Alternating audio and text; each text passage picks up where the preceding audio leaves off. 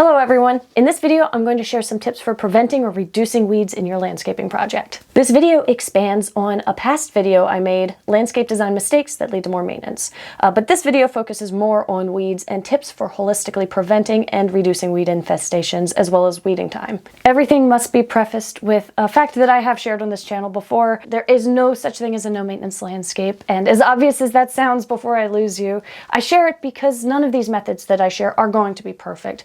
Inevitably, you will have to spend some time managing weeds no matter what, and these methods are going to take some level of time too, some more than others. And even more controversial, I don't always necessarily believe that weeds are a bad thing. More on that later. Remember, everything in my videos are for inspirational and informational purposes only. I am not your landscape designer. It is up to you to decide what is best for you and your yard. And if you're new here, I want to introduce myself really quickly. My name is Eve Hanlon. I'm a landscape designer. I'm a horticulturist. I'm brand new to YouTube and definitely not perfect at it yet. Thank you all for your patience with me and all of the little glitches that come along with this. But I am so excited and surprised by all of the growth of this channel so quickly. Thank you everyone for all of your comments and questions and kindness. This is my new business, Garden Project Academy, and my plan is to create online courses and resources to help you with your garden project. Let me know if you have any additional questions, comments. If you want to get more involved, I've got links, description below. Thank you so much for all of your kindness and support. I'm really excited. My first tip is to consider identifying the most common weeds in your yard. This is because different weeds require different methods of removal and maintenance and can be more or less invasive in different regions. If you're looking for quick tips for eliminating weeds in your landscape, I know that this may sound counterintuitive. You probably don't want to hear learn all of your weeds as my first tip. You want like the fastest way to get rid of the weeds. But in my experience, investing a little time in this research up front can really pay off, because sometimes you can inadvertently make a situation worse if you're using the wrong weed removal method, especially on a particularly invasive weed species. Different areas have different classifications and systems and terminology for sorting or ranking weeds, perhaps based on how much they will spread in your area. So seek out local information on this. It's worth learning about. Now, here are some tips for identifying the weeds in your yard. You can start by using an as local as possible weed identification field guide or a similar book. I find these to be pretty easy to find at local libraries. They tend to carry good selections of local plant field guides. Next, consider posting pictures in local gardening Facebook groups, plant ID groups, or specifically weed identification groups. And remember, always check those group rules and the group description first. I have been yelled at before for not including the right plant specifications in a post and thus not following the rules. So hopefully I can spare you that shaming.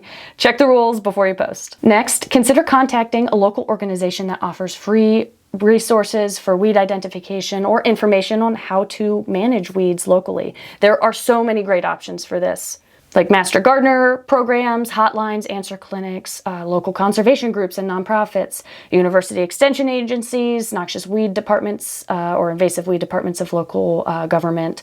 The list goes on and on.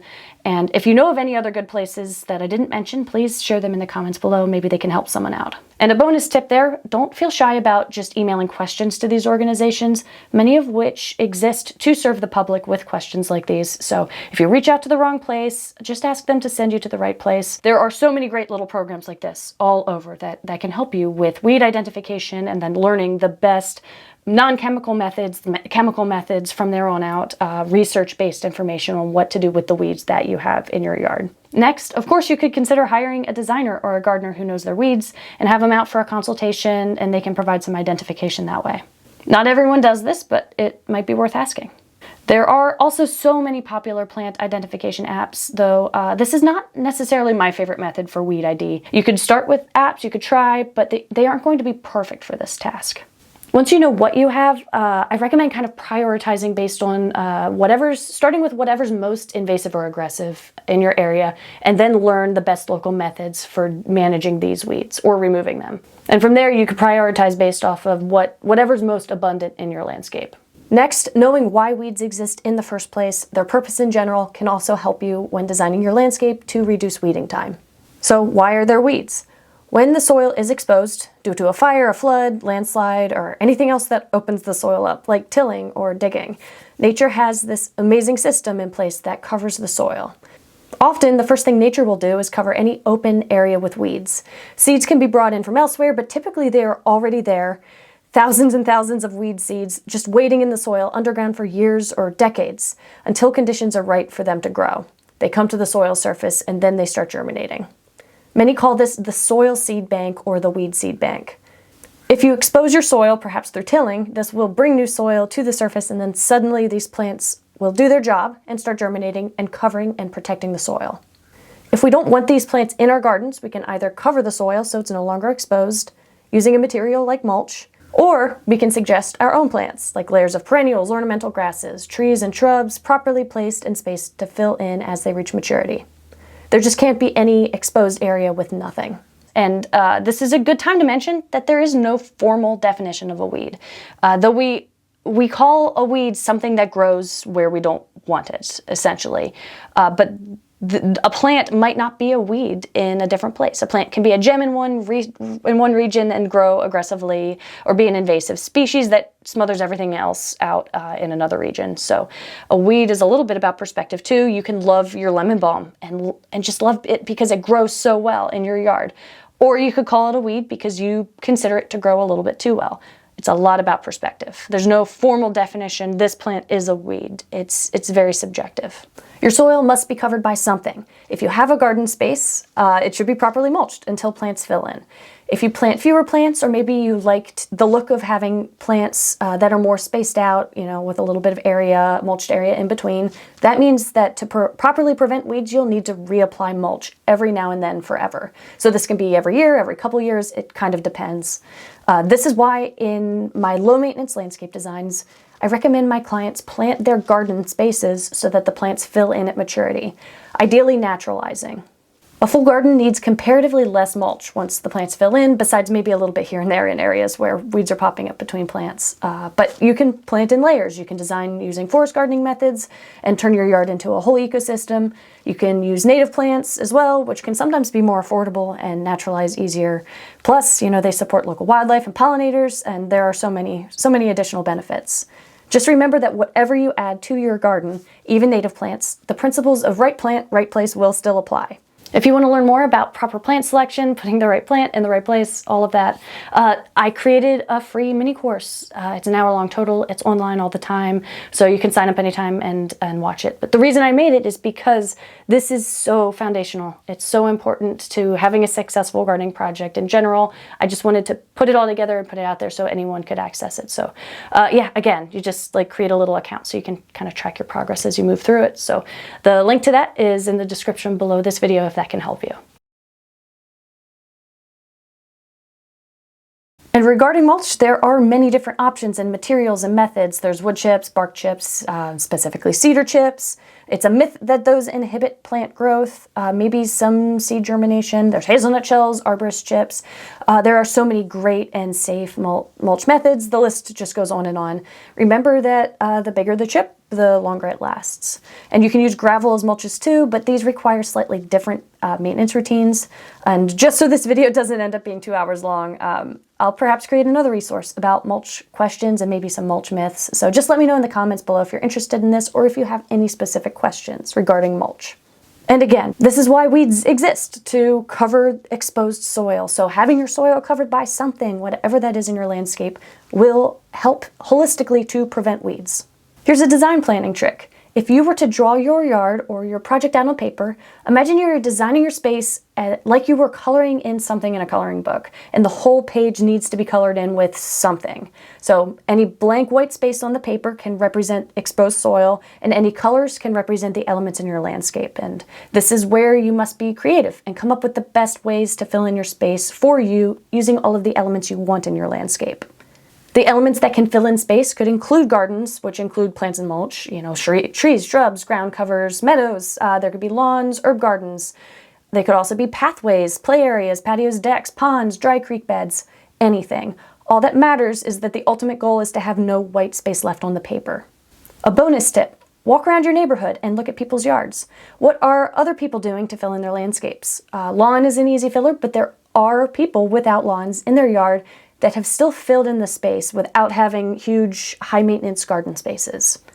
Perhaps, do you see big trees that have few weeds underneath them, pathways and decks and layers of shrubs, maybe ground covers, certain ground covers that fill in large areas? You could take a picture and show it to a gardening friend, have them help you ID it, use a plant ID app.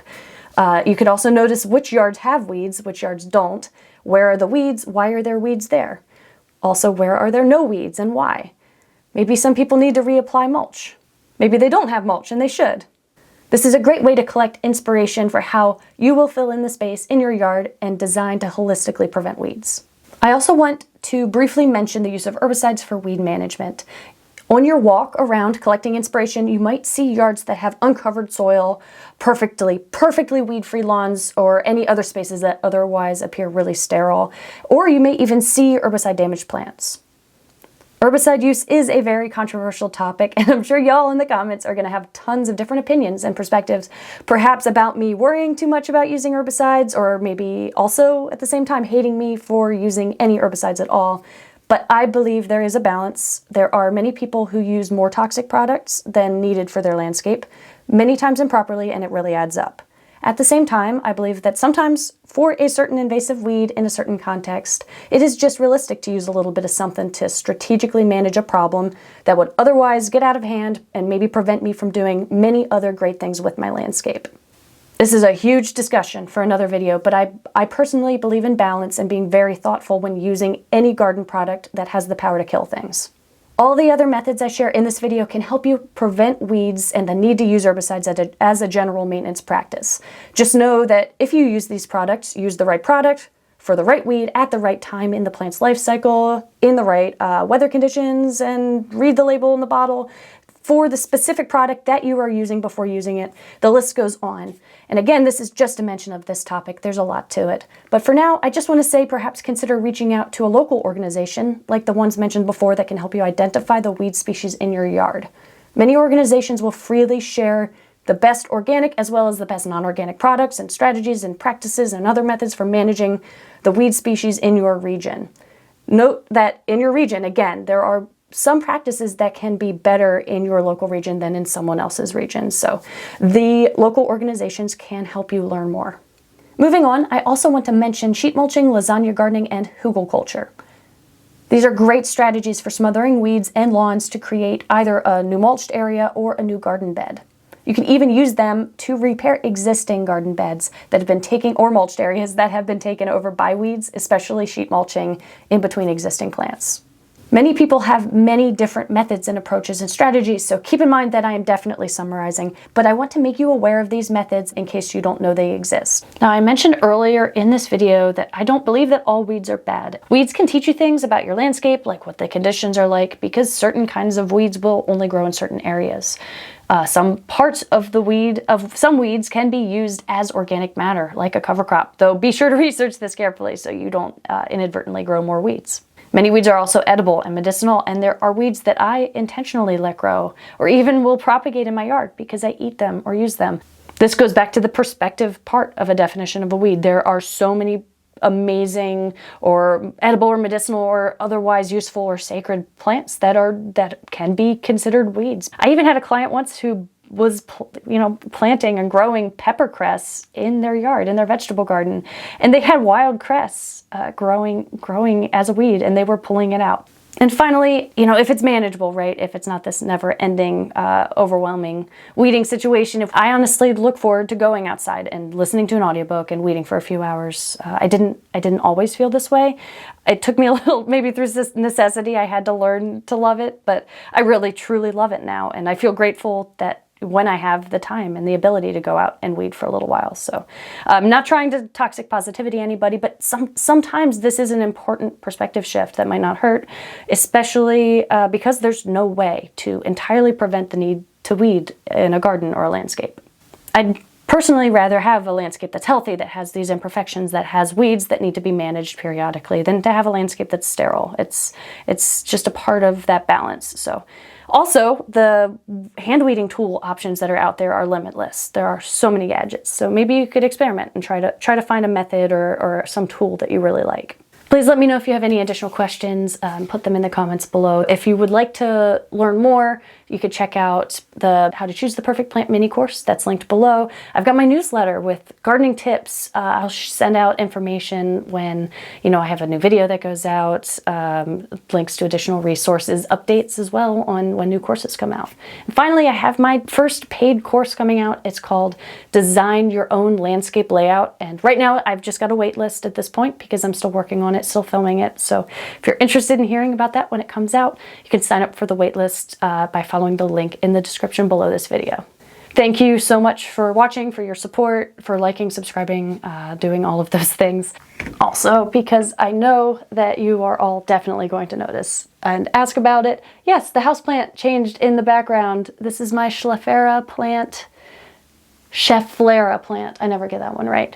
I'm not as good at houseplants as I am with other plants, but my Dracaena was not happy living in here, so it lives in the other room now, and I'll probably be moving this back and forth and changing out the plants all the time. So you can watch and notice when the plant changes. It does seem pretty happy here though, right? Happy plant.